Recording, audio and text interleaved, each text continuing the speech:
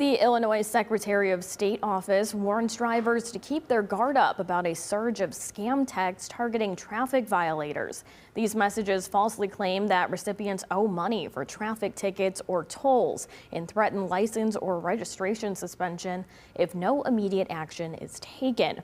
Motorists should know that the Secretary of State only sends DMV appointment reminders. Anyone who receives these texts should not respond and report it to the Federal Trade Commission.